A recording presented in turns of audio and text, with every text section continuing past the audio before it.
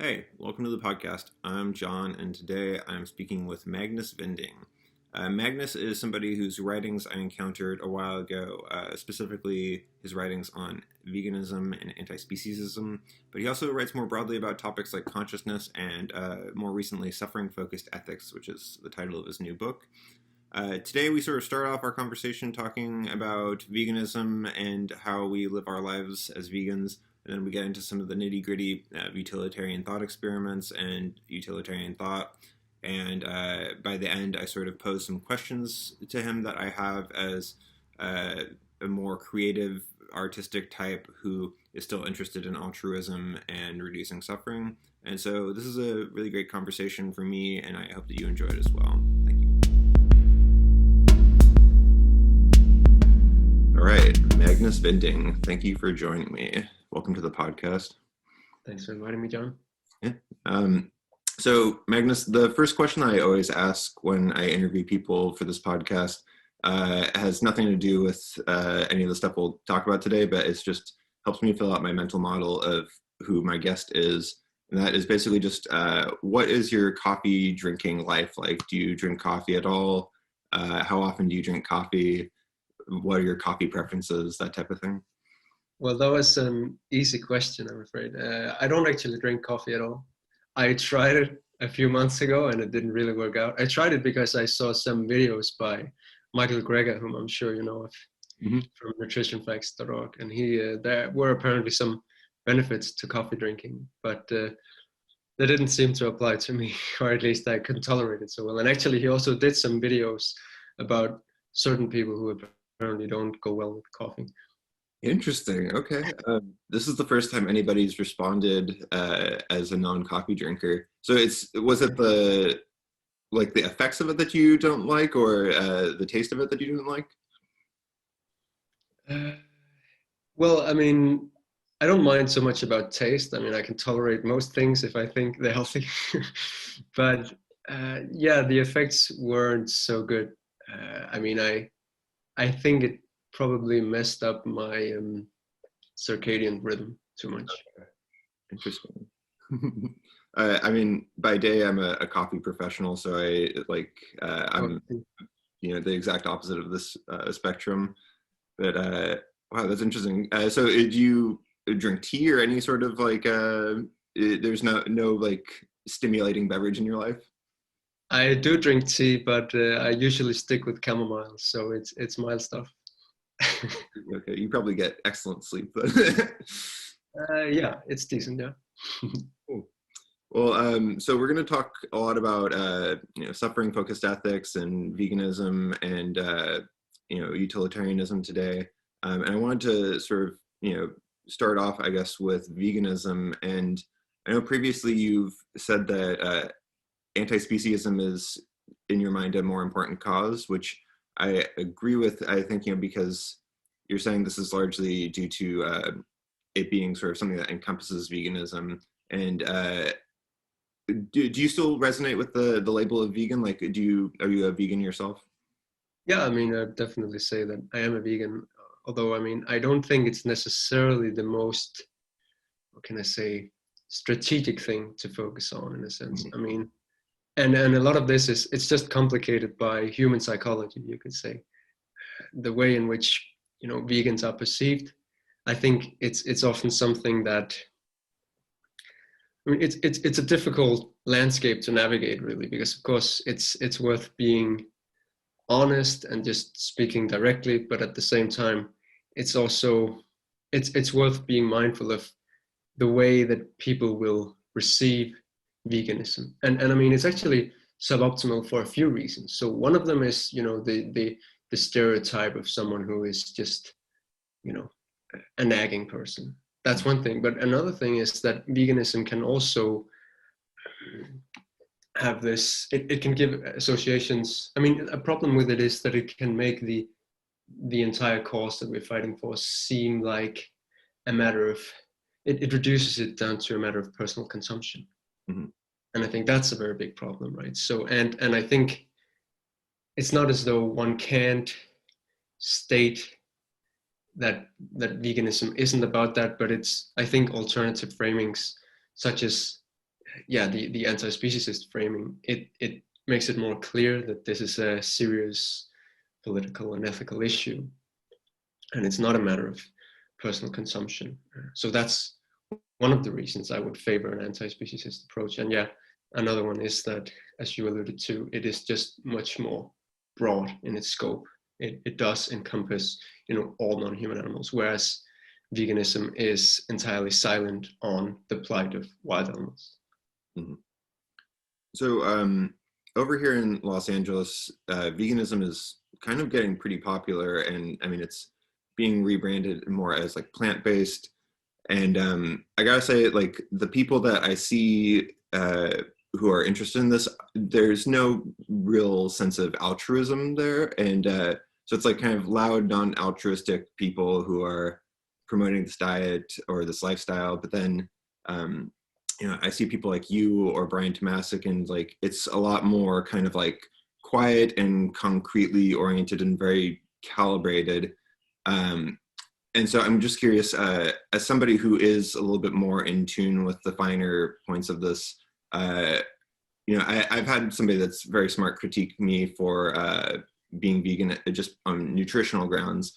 And I mean, we both seem plenty healthy, but is this anything that you feel you've had to give special attention to? I mean, you mentioned being sort of health oriented with coffee, but I mean, like, is something like phospholipids or amino acid profiles in your protein, is that anything that like worries you, or is it just something that's been easy for you?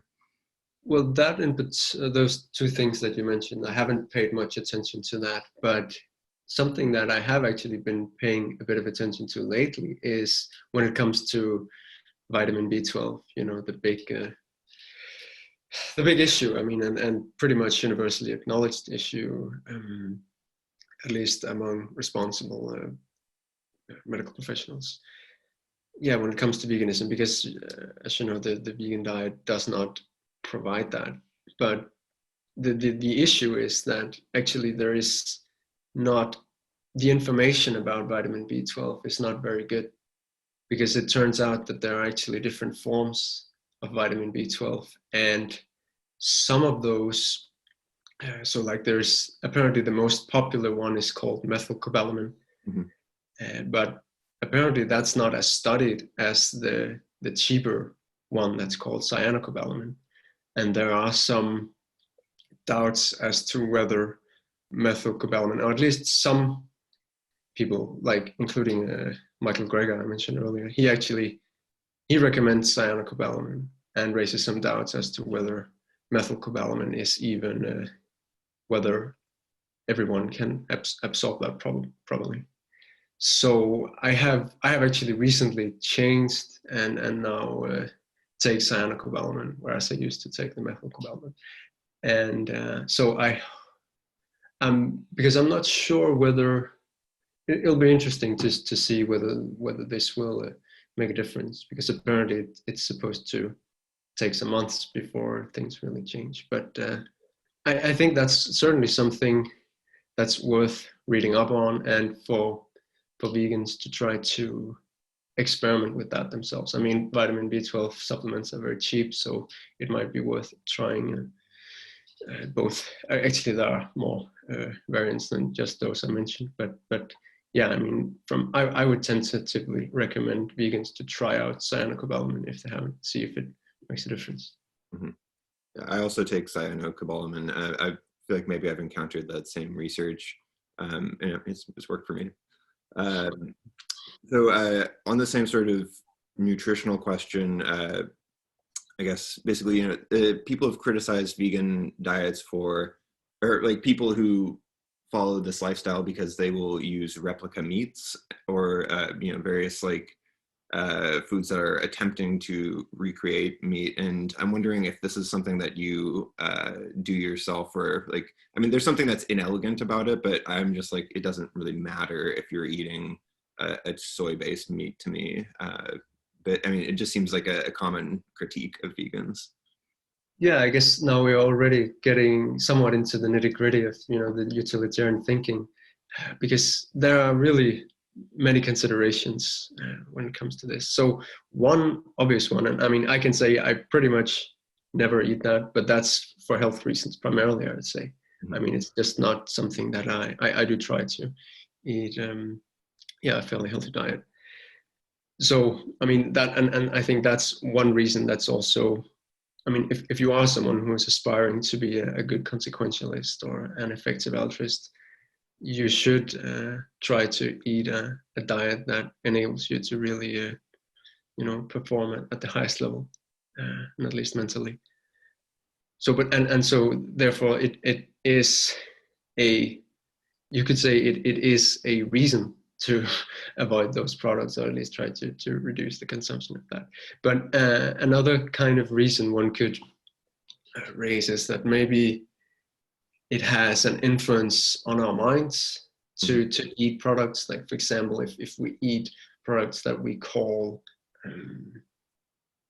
like fake chicken or whatever, right? That perhaps that can serve to, in subtle ways, perhaps serve to reinforce the view of chickens as food, even though we are not actually talking about actual chicken flesh.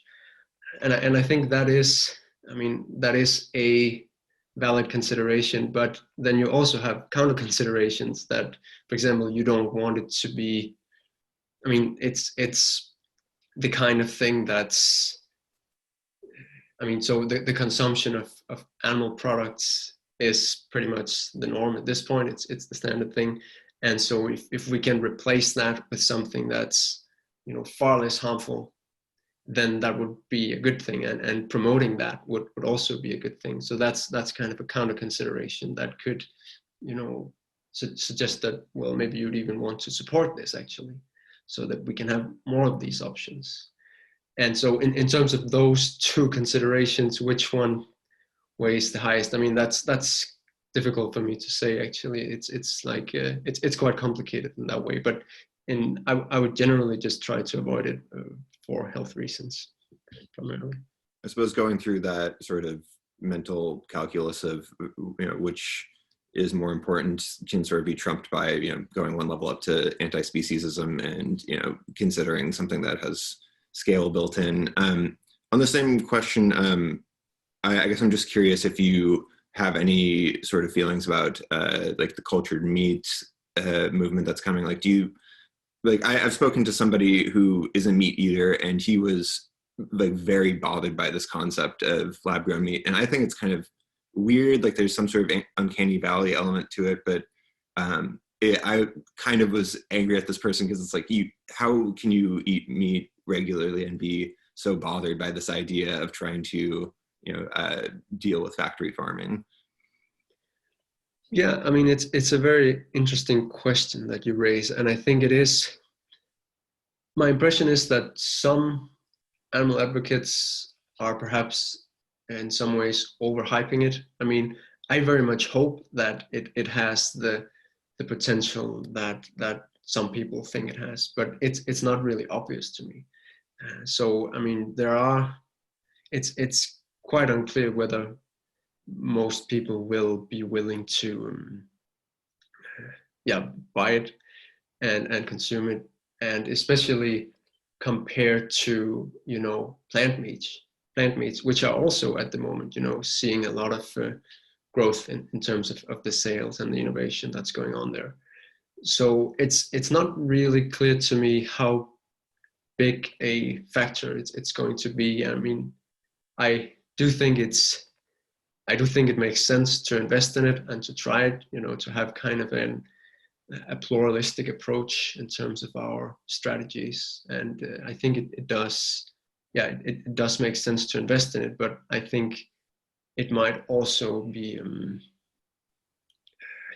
I mean, we should be careful that it won't end up being like a false promise.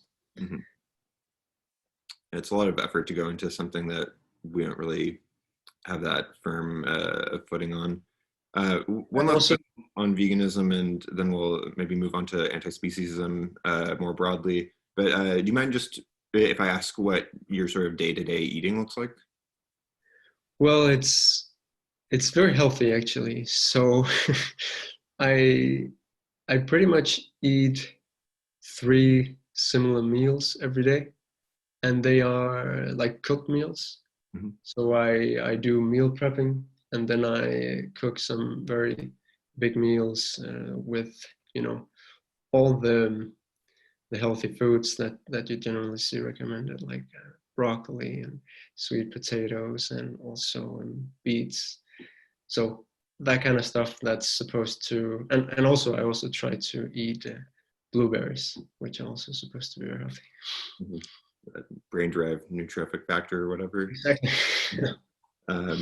Cool. Yeah, I'm sort of toying with this idea of making like an ebook called like the Vegan Futurist Cookbook, and it's just kind of like a playful name to sell books if I ever get around to it. But you know, I'm like thinking it should be more like the negative utilitarian cookbook or something like that. So I'm curious how the utilitarian mind conceives of eating.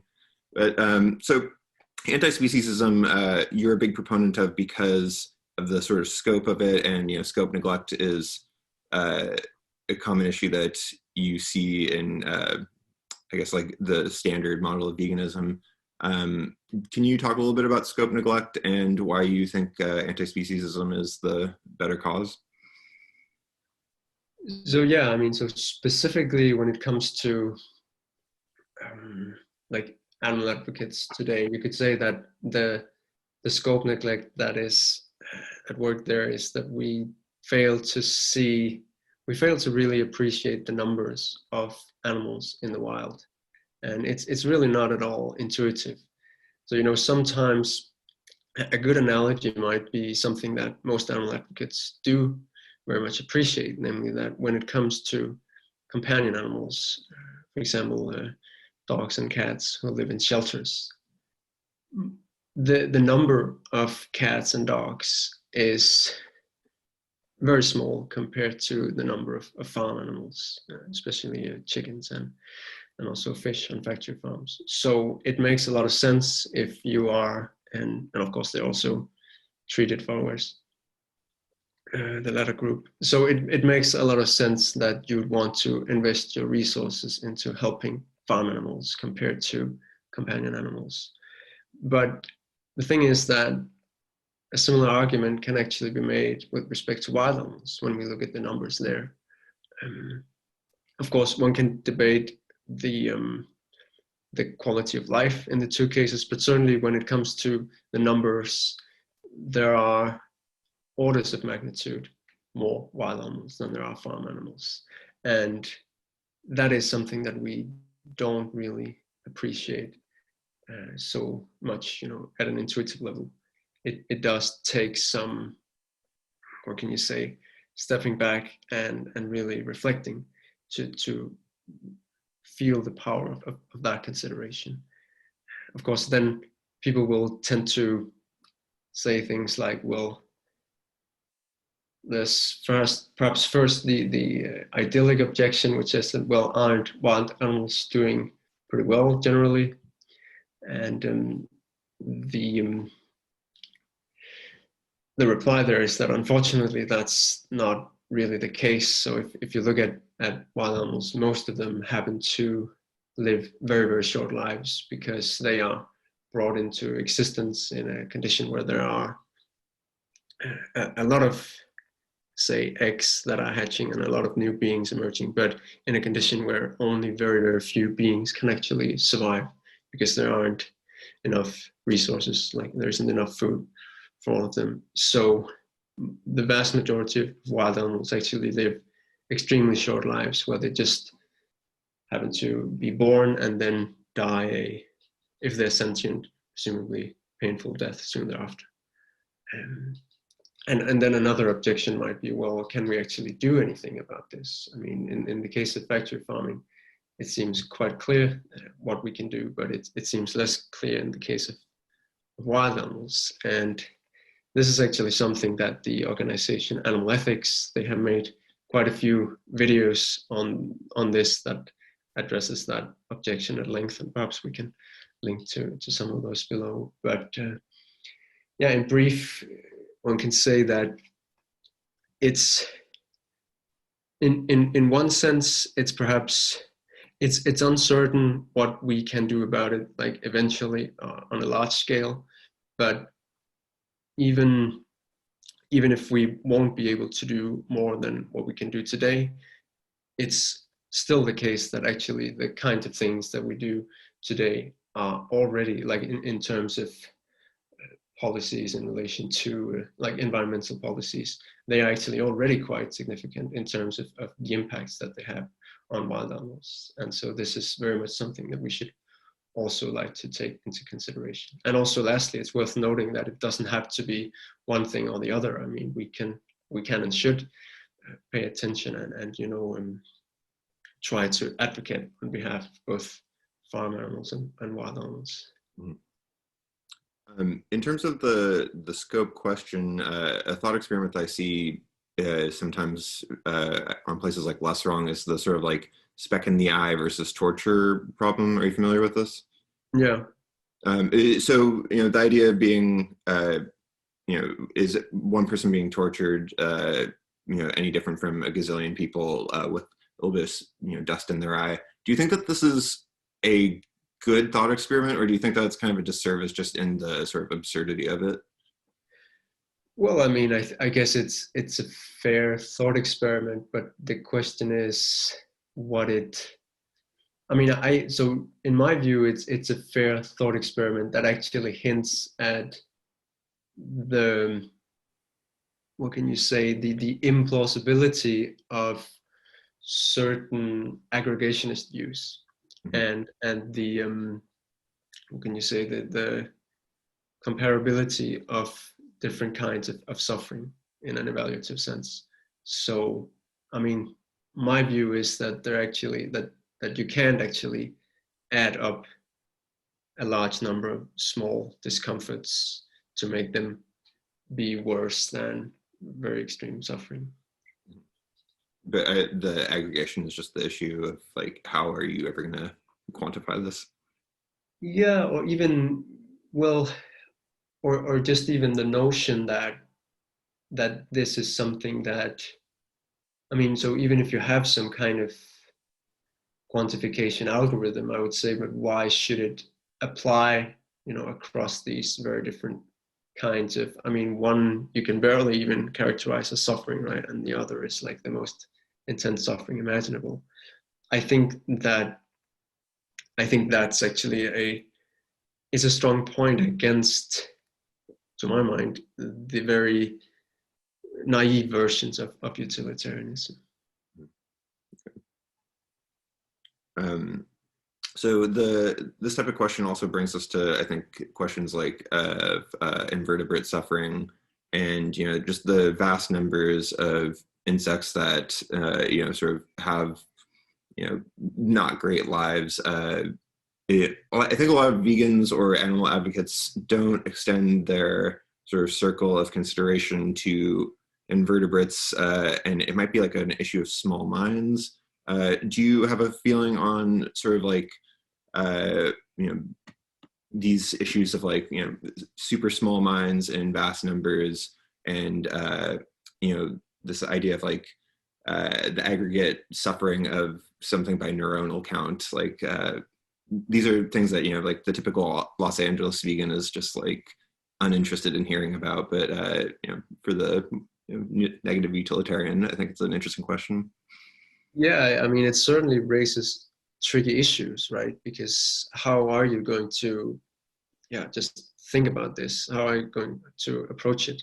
Especially with beings who are, not just small, but also very different from us in terms of, their brain structures of the brains. And I think ultimately this, it does inevitably come down to, or will involve to a great extent, a kind of framework for how we're going to handle large uncertainties. Because it's certainly fair to argue that we are very uncertain about the sentience of invertebrates, and in particular you can perhaps even more reasonably question whether they can experience intense suffering. But of course, like on the other hand, we also have to concede that we are likely to be biased, right, in the direction of thinking that, well, surely they can't, because it would be very inconvenient if it turns out that they can experience very intense suffering. And so one kind of framework that one might propose, and it's certainly a framework that can be reasonably questioned and critiqued, but one kind of framework is to adopt some kind of expected value framework where you, for example, you assign a certain probability that invertebrates can experience very intense suffering. And then, if you do assume this expected value framework and multiply this probability by the very large number of invertebrates, then it does seem like there is a very substantial amount of extreme suffering in the invertebrate realm in expectation. And so that's a very rough way to reason about this, and it's not necessarily, it's not at all unassailable, but that's something that might be a first step towards trying to think about this issue. And of course, it then has to be compared with, so for example, what is our credence in the possibility of like that fish can experience extreme suffering, and what are their numbers, and also what can we do about it. But all in all, I think you'll probably, almost no matter how you regardless of the specific probabilities you assign, I think it's difficult to avoid the conclusion that this is a serious issue and something that is generally quite neglected. Mm-hmm. Something that I encounter when talking about sort of different types of minds versus human minds, even with really smart people, is that there's this idea that humans are in some way more capable of suffering because of increased cognitive complexity. But I've also heard the argument that basically, like, with reduced cognitive complexity and sort of reduced problem solving skills, you would likely require a sort of greater pain signal to come to the same conclusions about, like, I need to get out of this situation because it's harming me.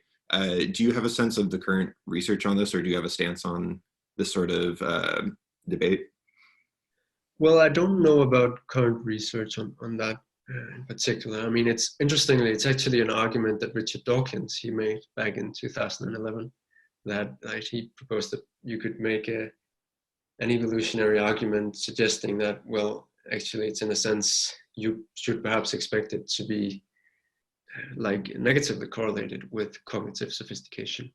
But I think in general it's worth highlighting that to draw a distinction between cognitive sophistication on the one hand, and then the intensity of conscious experiences on the other hand. And so even if we just look at humans, there doesn't actually seem to be a very close connection between the two, right? It's not the most intense pains we experience don't necessarily involve anything very complicated in terms of intellectual sophistication.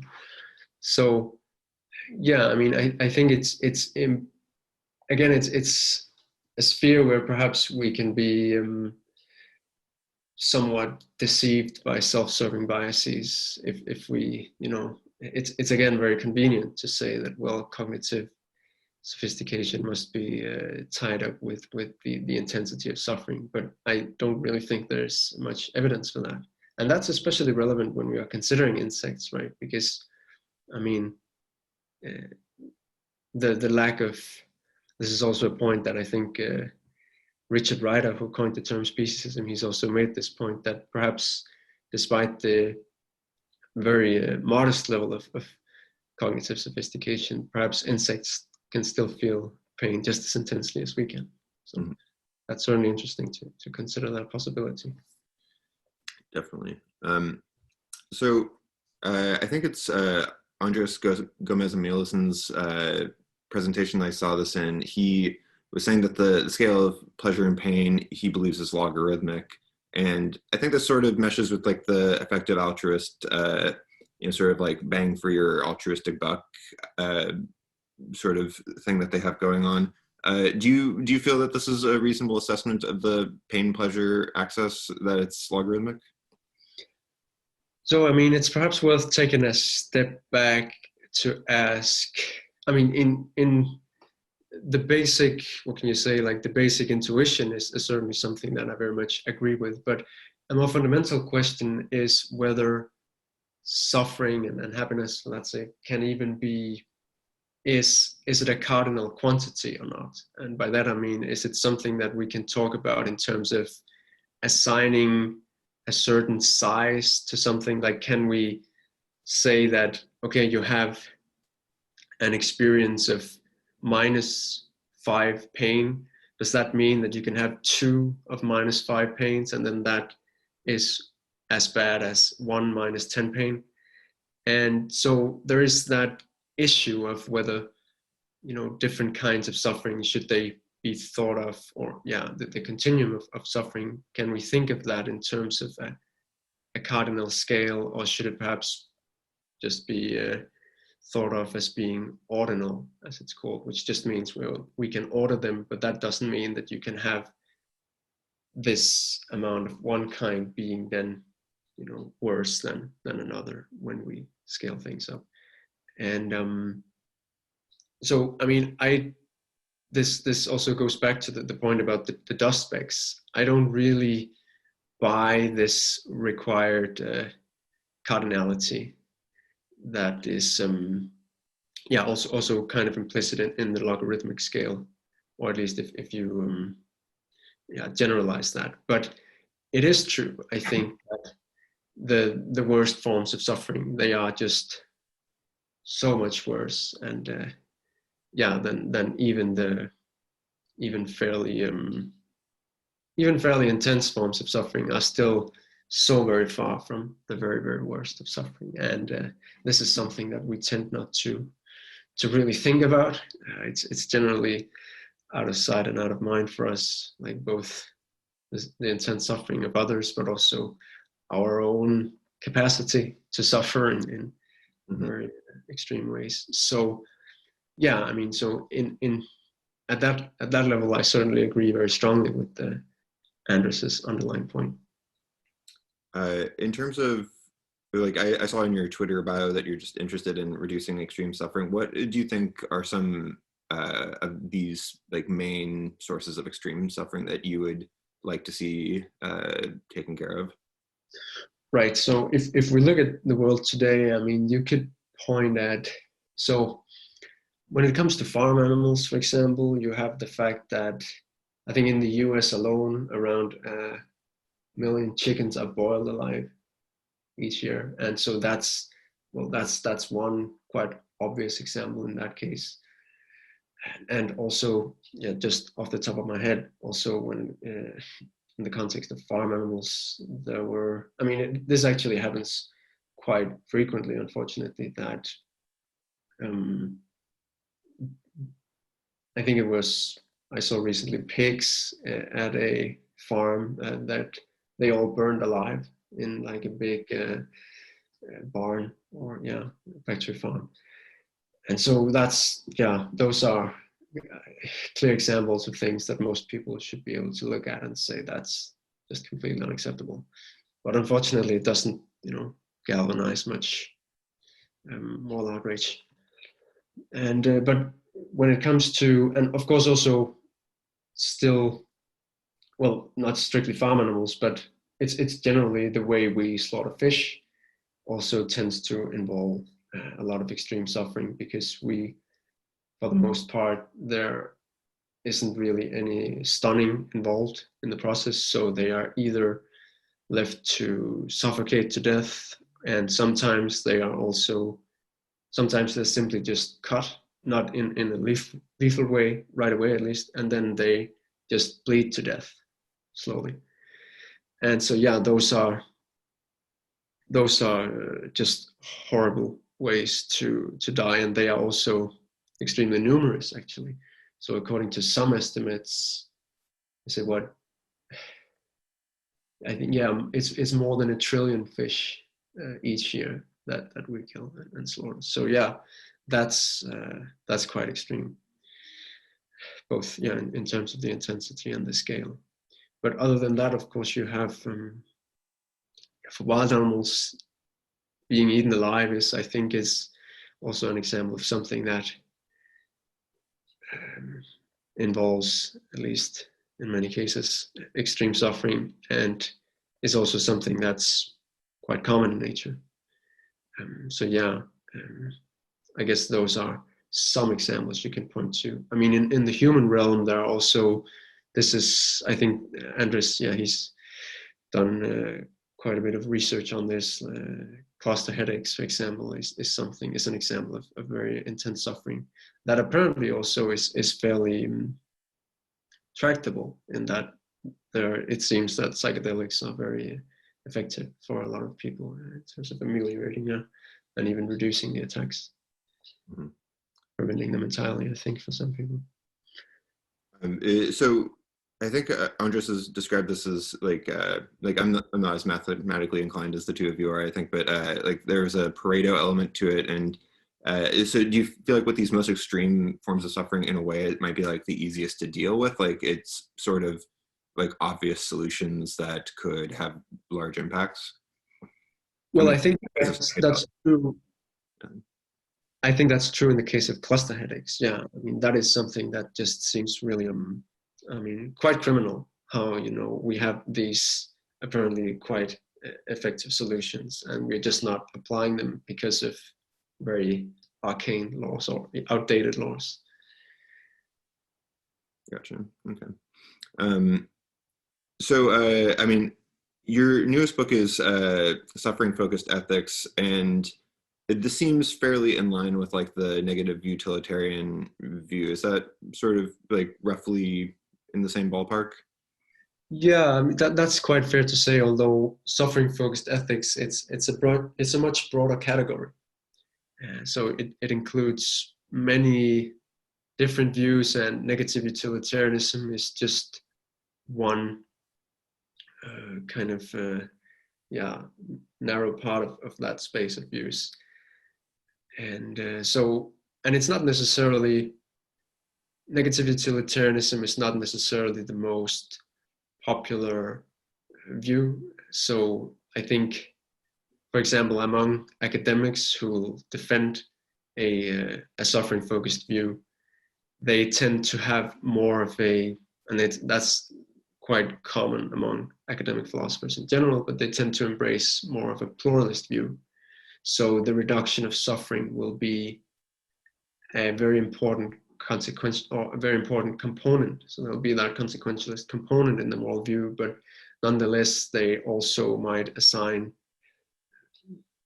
value or disvalue to other things, whether in a consequentialist way, or whether it be in terms of, for example, deontological so-called side constraints that prevent us from doing certain things.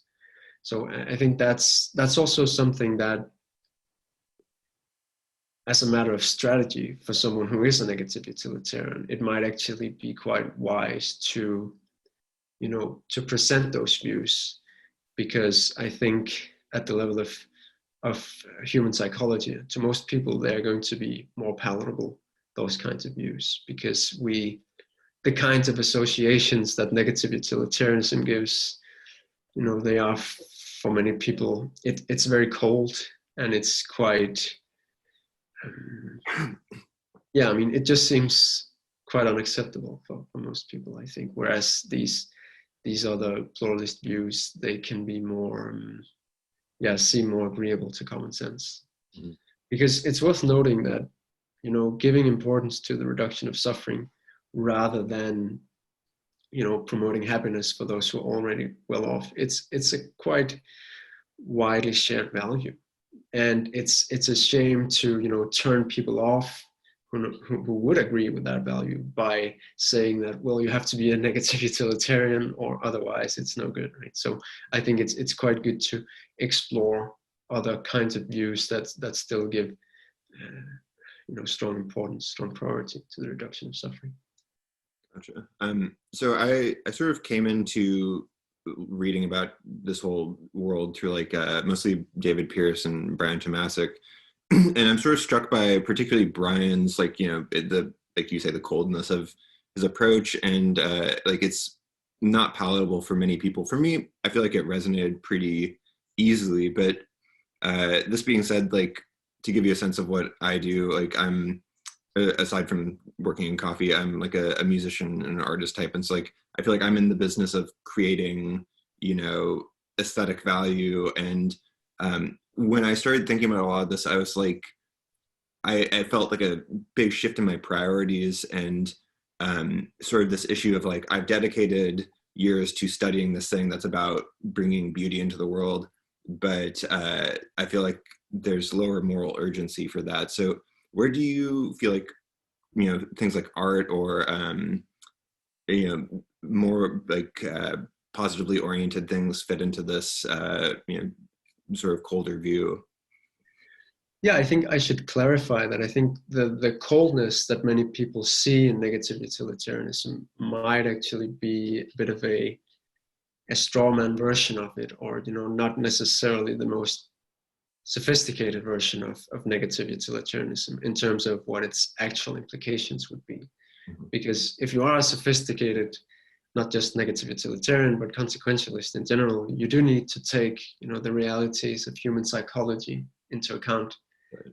And it is a fact that we do care about and do need indeed to have positive experiences in our lives. We do need to have a sense of safety and things to look forward to, and that's something that negative utilitarians would only they would ignore that at their peril, because you're never going to inspire people if you don't have if you don't emphasize that element of life. So I think it's actually quite important that as a negative utilitarian, you can say that you should at least value that stuff instrumentally. You could then also ask, but isn't there perhaps also some value in it intrinsically? And I guess one could concede that there's some value in that without conceding that that's a form of value that can necessarily override like the disvalue of extreme suffering.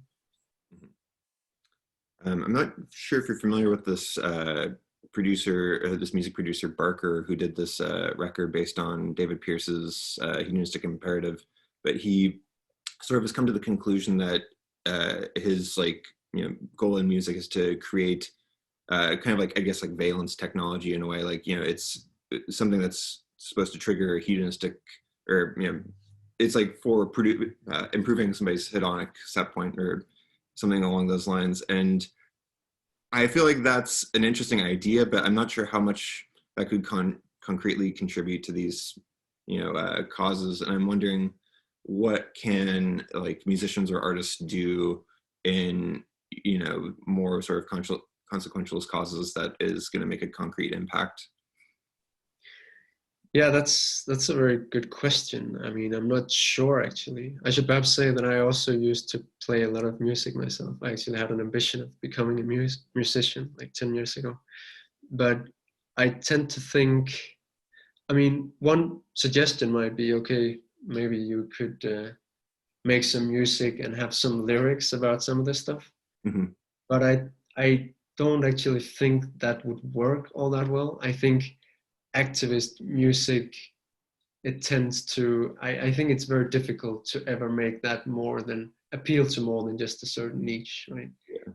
I think it's our appreciation of music is probably tied to certain themes, love songs, whether they be happy or the opposite. And it's very difficult to, I think, make very popular music that has like a real message. So, what one could do, some in the effective altruist community might argue that if one could make music and earn a lot of money off of it, then perhaps it could make sense then to donate. But perhaps, I don't know, maybe the most realistic thing might be to, again, I shouldn't be, it is quite possible that the guy you mentioned who had made some music in a hedonistic imperative spirit, maybe that can inspire some people. I don't really know, so I should perhaps just say I'm not sure about it. Yeah, the way that you describe putting like lyrics in a song about, like if you make songs about invertebrate suffering, it's gonna be weird, and like there's something about it that's just like seems too persuasive, or kind of like uh, almost like propaganda like, and for somebody that's doing more like pure, like if somebody's playing jazz, like it's not going to work like that, I don't think. um Interesting. Yeah, this is just something that I've been like sort of wrestling with, is like how can I do something of use, because being a coffee professional and a musician, it doesn't really get you the effective altruist sort of funds that you might want to donate. Yeah, I mean, it's a good question how one can be creative in those films. I don't really know. I'm not an expert on either, really, in terms of having an impact with it, at least. um, so a few more nitty gritty questions, and then we can like wrap this up. I'm curious. So Brian Tomasic talks about some things like suffering per gram and suffering per unit time. Um, do you think that this is a useful way to talk about it, or do you think it's only a useful way to talk about it within sort of like those who are focused on this type of thing? Yeah, I think there are again some considerations back and forth. I mean, I think it can be quite informative to make calculations of this kind, but then at the same time, I could also be worried about, for example, the signaling effects of these things. So some people, especially if they don't have, a certain consequentialist leaning, they might, well, yeah, I mean, so both if you are someone who's an activist, you might be turned off if you see that kind of thing, but it could also, to people who are newer to these things, or people who perhaps haven't heard so much about animal rights, I think to such people, it might still, there's a risk that it will reinforce some bad views of, yeah, I mean, in ethical terms, when it comes to non-human animals, because it's not how we would really write about, usually at least, in the case of human suffering and atrocities committed against humans. And I know, I mean, it's not an entirely fair analogy, because we are not in a situation where humans are exploited and abused on a similar scale and in similar ways. But I think there are still some, like in I think it's very important to try to factor in like our moral psychology and moral perception, and especially how most people think about these things, or most people in our audiences. Um, because also, and these considerations, I think they can tend to speak against making those kinds of calculations. And then in terms of the case for making those calculations, I'm not convinced that, I mean, so for example, you can dispute their validity in many cases, I think. So it's often, I'm not saying this of anything Brian has written in particular, but such numbers will often be quite speculative. And so one question for me, and I guess it's a fairly open question, is whether it's really worth it to try to make very speculative, in my view, speculative calculations that will potentially turn people off. So I don't myself tend to make those kinds of calculations, or even try. I'm not really, I think this is also a point that's often made in the effective altruism community, that it's probably better generally to take to have a systemic focus, like to try to focus on creating institutional change, And I think this actually also applies to the kinds of things that we ourselves do. So I think actually something like veganism itself, I think it has fairly powerful signaling effects on other people, but also on our own minds in terms of, I think it can strengthen a commitment to the cause in a way that something like flexitarianism can't quite do. But of course, I mean, I should also state that I may well be biased here, right? Because I happen to, live, or at least try to live a vegan lifestyle to the extent possible. And also, I hope that you don't think that I'm trying to get you to critique Brian's writings or anything. I mean, I think we both admire what he has to say quite a lot.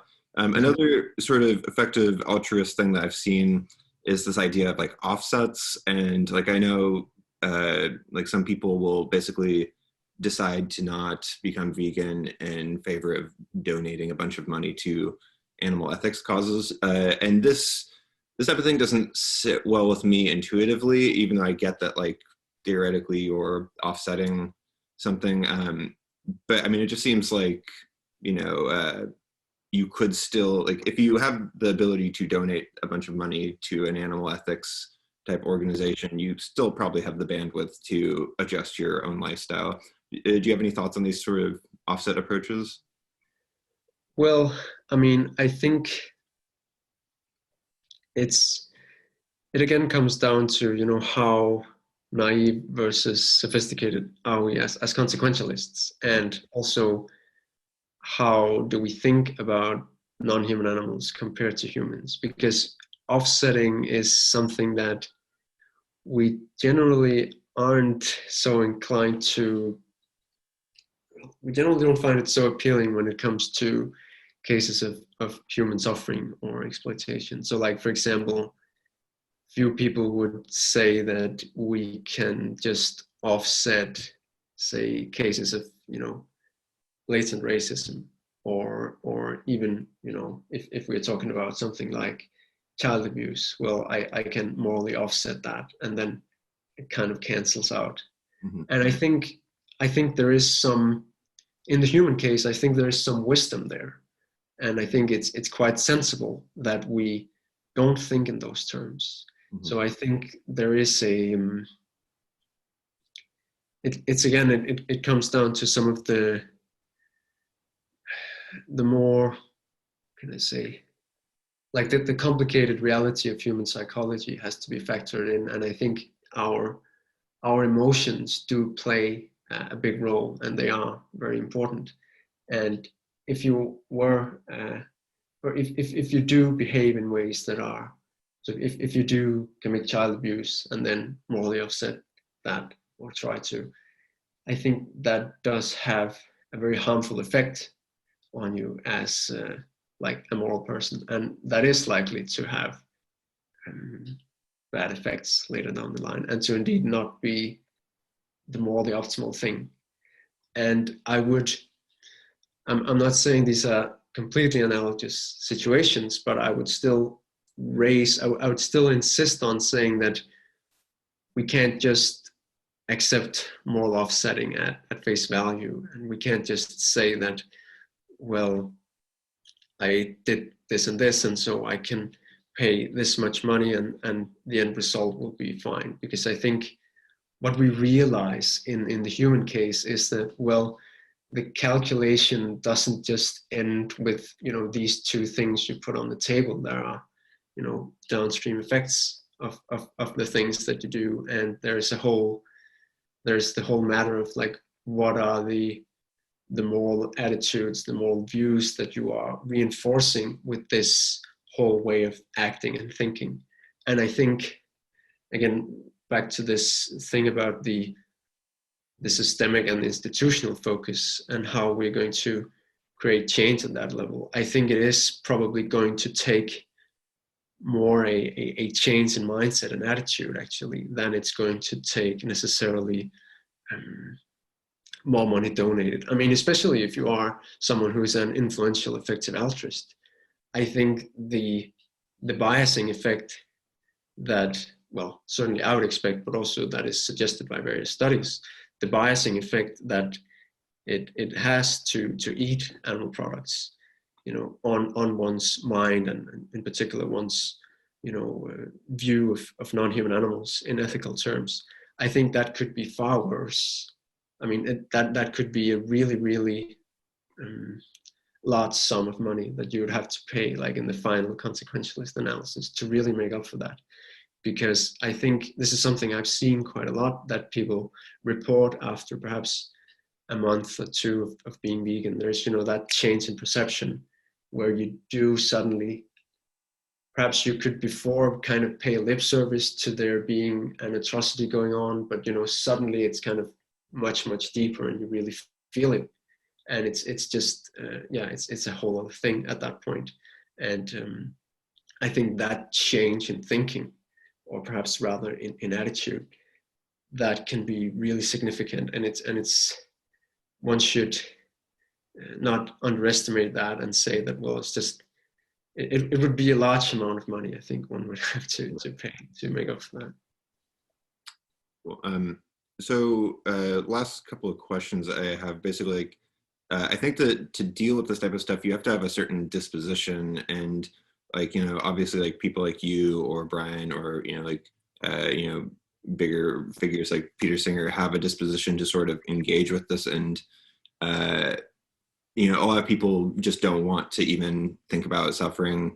And so I'm curious how much your sort of ability to, know about this stuff has grown. Like, is it something that you've had to cultivate, or do you feel like you just sort of have the disposition from the get-go, or like how much have you sort of changed over the course of your career in this? Well, that's a very interesting question. I don't think I've ever thought about that. I mean, I think I've had a very gradual path, you could say, and that I started out very much as a classical utilitarian, and I was actually primarily focused on happiness, like human happiness in particular. Mm-hmm. And so I gradually updated my views, and I think some of those updates, they have certainly been quite painful, it's fair to say. So, when you start to consider non-human animals as well, and you live in a world that generally doesn't very much, that's very difficult to, and it can have a big psychological effect now. And the same applies, I think, to the update I've made in terms of prioritizing suffering and seeing that as, being the most important thing. I think that's also something that it can feel quite dark. In one sense, you could say, just like it's challenging in two different ways, because partly it's challenging to be confronted with suffering and to think about that. That can be, there can be kind of a painful empathy there. But also at a more cognitive level, to have a worldview that's very much centered on the reduction of suffering can also be difficult, because it's not necessarily as inspiring as, we might prefer to have our worldview be, right? We might want to have something that gives us like a positive vision and something to look forward to. So that's another sense in which it can be quite difficult. So I think, I guess it's fair to say that I've moved very gradually and probably adapted very gradually to some, how can I say, dark truths in a way.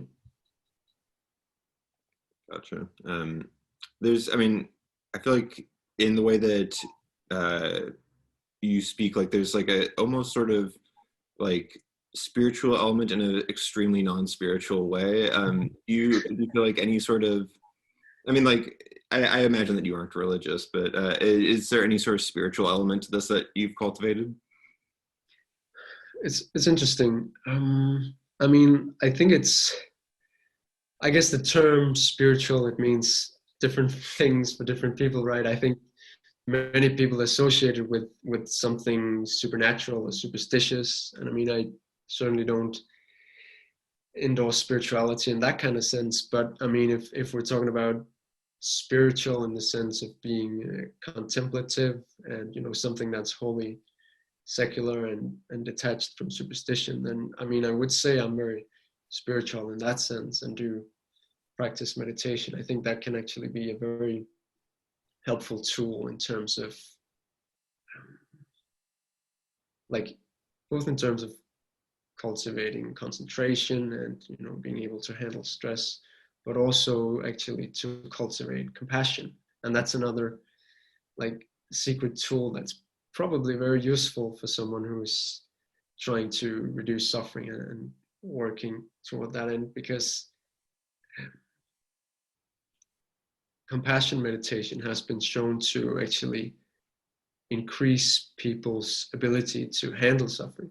So not only to increase people's motivation to reduce the suffering of others, but also even to better handle it and even to feel more positive effect in the face of suffering. Mm-hmm. And I think that's actually ultimately desirable. And so this is an important distinction that's also drawn by psychologists, is that between affective empathy and then compassion, where, you know, if you are empathetic and you're confronted with suffering and you feel empathy, that's actually a very painful state. And perhaps more importantly, it's not a state that really enables you to act and do something about it, at least if it's a very strong sense of empathy. Whereas compassion is quite different. It's in a sense, it's more emotionally detached, but it's even more effective when it comes to doing something about it, because there is, I think it's even the common definition of compassion is that it's the desire to see someone else's suffering alleviated and to do something about it. And so it's more action oriented and much less painful, if it's even painful at all. So I think that's kind of a hack there, that it's worth trying to cultivate compassion more, and actually because I think some people make the mistake of thinking that I should be more empathetic. And so in that way, we can kind of have a higher order, like a certain cognitive layer can kind of try to boost our empathy and try to say, this is the good thing. Whereas perhaps it's actually not. It might actually, I'm not saying empathy doesn't have its place. I think it's a very good thing. It certainly does have its place, but it should be like kept in like perhaps at an optimum, right? Which is some kind of, I guess the golden mean is what to aim for there, and to then more boost the compassion. Cool. That's great. I think that's a good note to end on. Is the best place to buy your new book through your blog, or where should people find suffering-focused ethics? Yeah, all of my books are available for free, so they can be found through my website, magnusvinding.com. You can find all my books there and read them. Yeah. Cool. Awesome. And I'll link to some of that stuff, like the animal ethics videos that you mentioned. And thanks so much for joining me, Magnus. This is a good talk. Thanks for having me, John. It was a pleasure. Talk to you later.